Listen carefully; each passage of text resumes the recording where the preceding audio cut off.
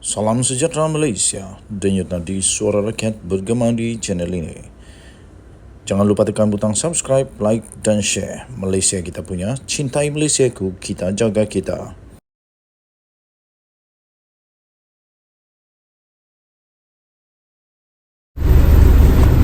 Salam sejahtera Malaysia, denyut nadi suara rakyat terus bergema di channel ini. Baru-baru ini Bersatu melalui Muhyiddin Yassin telah menawarkan kepada Khairy Jamaluddin untuk menjadi MPT, Majlis Pimpinan Tertinggi untuk Bersatu sekiranya beliau masuk PN. Tapi kali ini Khairy Jamaluddin memberikan jawapan yang paling mengejutkan hadi awam, mengejutkan Tok Guru, para ulama dan semua pemimpin-pemimpin PAS pastinya terkejut habislah. Memang betul-betul terkejut kerana Khairy Jamaluddin bertanya soalan kepada PAS yang PAS pasti bingung nak jawab. Nak jawab salah, tak jawab pun salah. Apa tidaknya, saya pun heran juga kenapa lah PAS ini sibuk dengan konsep. Sepatutnya mereka sibuk dengan perkara-perkara yang lebih penting daripada konsert. Yang sekarang duk sibuk pasal konsert, apa hal? Sebab tu mungkin Khairy Jamaluddin tanya kepada PAS, boleh tak kita berhenti bercakap pasal Coldplay ini? Daripada sibuk tentang Coldplay, lebih baik sibuk dengan rakyat di Kelantan, rakyat di Terengganu yang memerlukan. Kata Khairy Jamaluddin, kalau tak nak pergi Coldplay, jangan pergi. That's all. Itu saja katanya. Saya setuju. Siapa yang risau sangat? Apa yang bising sangat? Kalau tidak mau pergi, tidak suka, tak payah pergi. Diam-diam di rumah. Pergi surau, pergi masjid, baca Quran kah, sembahyang selawat di rumah. Tak payah pergi Coldplay. Betul lah tu kata Khairy Jamaluddin. Kalau tak nak pergi Coldplay, jangan pergi. That's all. Itu saja kata Khairy Jamaluddin. Demikian pesanan yang dititipkan oleh bekas Ketua Pemuda UMNO, Khairy Jamaluddin, buat pemimpin serta penyokong-penyokong PAS. Dia yang pernah menjadi menteri beberapa kali juga turut menyuruh supaya PAS menghentikan desakan kepada kerajaan untuk membatalkan konsert Siri Jelajah, kumpulan dari Britain itu yang dijadual berlangsung 22 November depan. Saya fikir tidak perlulah kasih batal. Kenapa perlu kasih batal? Sebab di Malaysia ini kita masyarakat majmuk, ada orang yang suka juga dengan itu. Jadi kalau tak suka, tak apa, tak payah pergi. Termasuk juga apa-apa agama pun, agama Hindu kah, agama Buddha kah, agama Kristian kah. Kalau tak suka dengan Coldplay, tak payah pergi. Yang agama Hindu pergi kuil, yang agama Buddha pergi tokong, yang agama Kristian pergi gereja, sembahyang di rumah, tak payah pergi. Tapi ada orang yang pergi juga. Lagi pula, ini pun ada juga pendapatan kepada rakyat Malaysia, pendapatan kepada kerajaan melalui cukai, melalui untuk peniaga-peniaga pula, mereka pun dapat untung juga apabila mungkin mereka dibenarkan untuk membuka gerai-gerai ataupun ya apa-apa sajalah, kedai-kedai sepanjang konsert itu dapat juga untuk pendapatan sampingan. Dia yang pernah menjadi menteri beberapa kali itu juga, seperti yang saya katakan tadi, menyeru supaya PAS menghentikan desakan kepada kerajaan untuk menghentikan konsert itu. Banyak orang akan rugi kalau ini dihentikan. Khairy Jamaluddin yang lebih dikenali sebagai KJ juga kelihatan bosan dengan polemik pro dan kontra yang berlangsung rentetan konsert tersebut, termasuklah membabitkan kawan-kawan ahli politik itu dalam kalangan pemimpin PAS. Sampai Khairy Jamaluddin bertanya dan berkata, boleh tak kita berhenti bercakap pasal ini semua? Dah, lebih baik berhenti. Katanya, saya pun ada kawan-kawan dalam PAS. Konsert semua tak boleh, batalkan konsert. Katanya mengupas soalan diberikan kepadanya pada satu program santai borak bersama bekas Ketua Penerangan UMNO, Saril Hamdan, melalui podcast di YouTube semalam.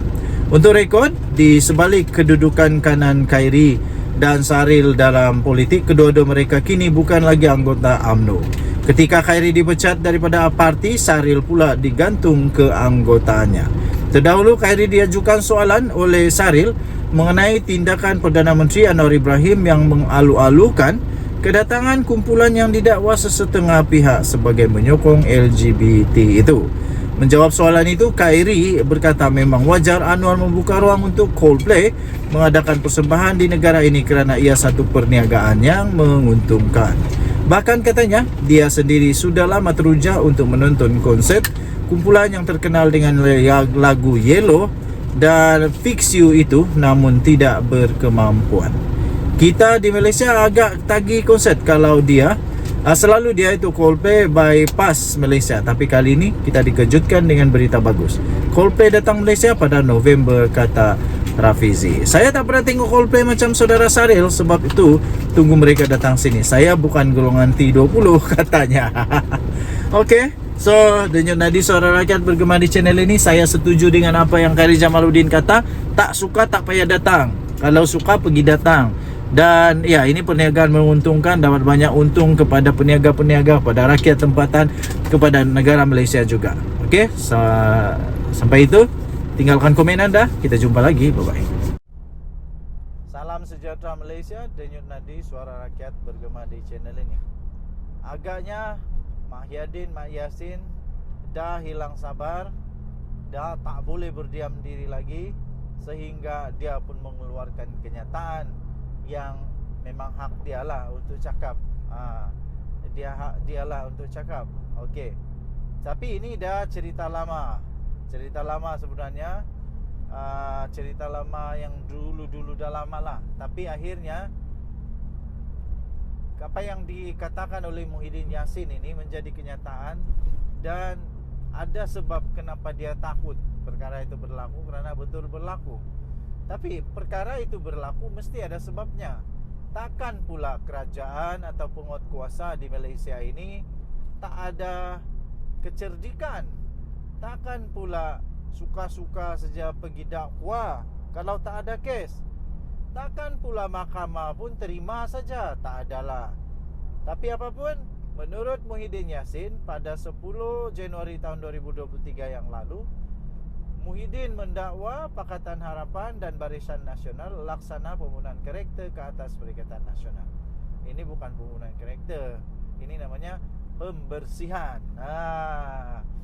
Saya fikir di mana-mana parti politik pun, kalau salah tetap salah, takkan nak biarkan saja. Soalnya sekarang, kenapa takut? Kenapa takut?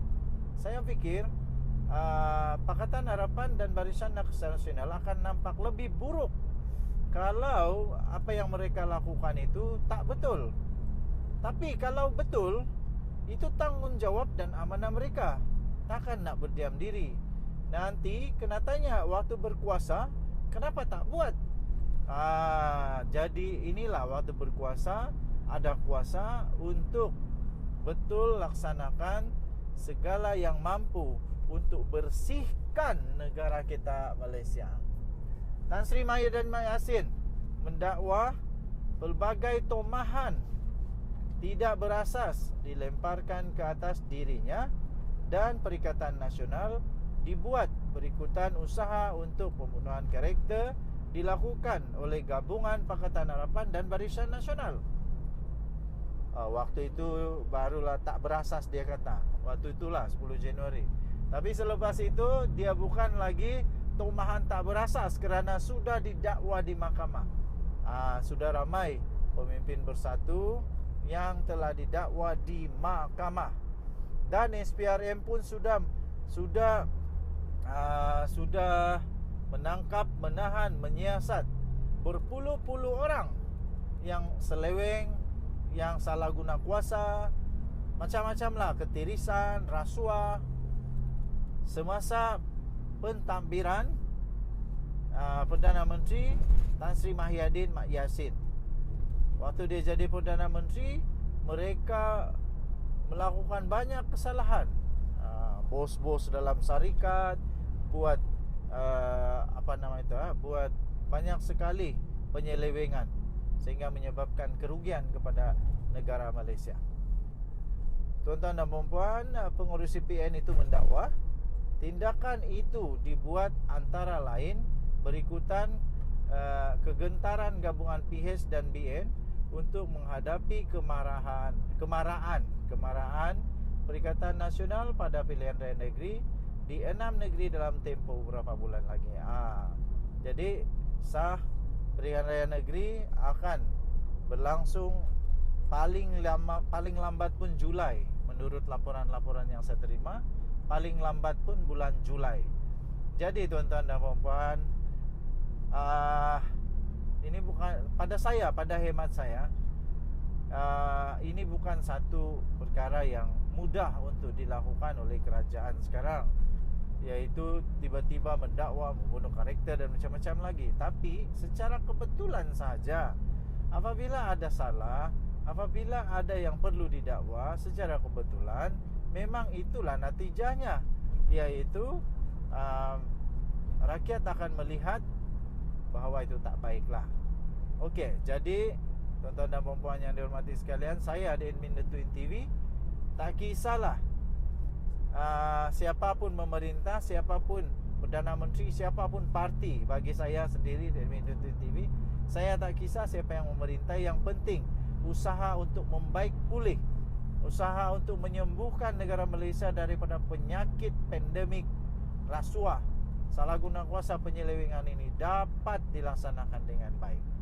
Denyut nadi suara rakyat bergema di channel ini. Bye-bye.